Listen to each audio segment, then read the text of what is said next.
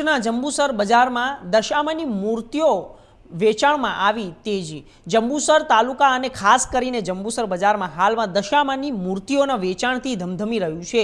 માઈ ભક્તોમાં અનેરો ઉત્સાહ જોવા મળી રહ્યો છે અને તેઓ શ્રદ્ધાપૂર્વક દશામાની મૂર્તિઓની ખરીદી કરી રહ્યા છે। અહીં ₹100 થી લઈને ₹3000 સુધીની વિવિધ કદની મૂર્તિઓ ઉપલબ્ધ છે।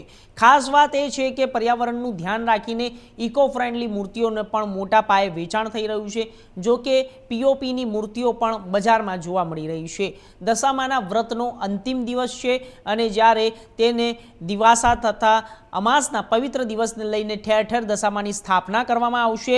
આગામી 10 દિવસ સુધી માઈ ભક્તો દશામાના નોરતા ભાવિક ભક્તોના પૂર્વક અને તેમાંથી ઉજવશે અને પૂજા અર્ચના કરશે। વેપારીઓ દ્વારા પણ પર્યાવરણને નુકસાન ન થાય તેની ખાસ કાળજી રાખવામાં આવી છે। તો અત્યાર સુધીમાં આશરે 700 જેટલી મૂર્તિઓથી વધુ વેચાણ થઈ ચૂક્યું છે, જ્યારે તે દર્શાવે છે કે લોકોમાં દશામા પ્રત્યે કેટલીક અતૂટ વિશ્વાસ અને શ્રદ્ધા આસ્થા રહેલી છે। તો જંબુસર બજારમાં દશામાની મૂર્તિઓનું વેચાણમાં બહાર ચાલી રહ્યું છે। ભક્તોમાં પણ અનેરો ઉત્સાહ જોવા મળી રહ્યો છે। ખાસ કરીને પર્યાવરણને અનુકૂળ ઇકો ફ્રેન્ડલી મૂર્તિઓની માંગ વધી રહી છે, તે સરાહનીય બાબત છે અને આ દર્શાવે છે કે ભક્તો પોતાની આસ્થાની સાથે પર્યાવરણ પ્રત્યે પણ જાગૃત બન્યા છે અને દિવાસાના અમાસના આ પવિત્ર દિવસોમાં દશામાની સ્થાપના આગામી 10 દિવસની અંદર જે નોરતા ભક્તિમય વાતાવરણનું નિર્માણ કરશે।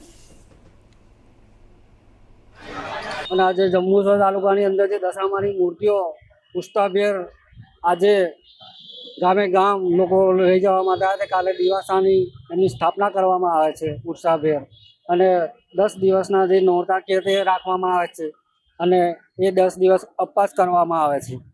અને જે પહેલાં ઘેડિયા લોકો કરતા હતા તે માટીની મૂર્તિ બનાવતા હતા, પણ હવે મૂર્તિઓ એવી શણગારીને આવે છે કે લોકોનું મન મોહી જાય છે। આભલા તારલા ભરેલા જોઈ એવી મૂર્તિઓ ચાલતા ચાલતા બી માણસ એવું થાય કે નહીં, મારે વિચાર ના થતો હોય, ઈચ્છા ના થતી હોય તો પણ એને ચાલતા ચાલતા મન થઈ જાય કે મારા ઘરે દશામાની પધરામણી કરાવી છે, તો પણ એ માણસનું મન એ થઈ જાય છે। એવી મૂર્તિઓ જંબુસર તાલુકાની ટંકારી ભાગોળ એવા જે સંજયભાઈ વાઘેલા છે એમની દુકાને એવી સરસ મૂર્તિઓ આવેલી છે કે લોકો જે બજારમાંથી પણ પબ્લિક અહીંયા આવીને લઈ જાય છે અને જાતે શણગાર, પ્રસાદ, ચૂંદડી, શ્રીફળ એવું પોતે જાતે ખરીદીને લઈ જાય છે।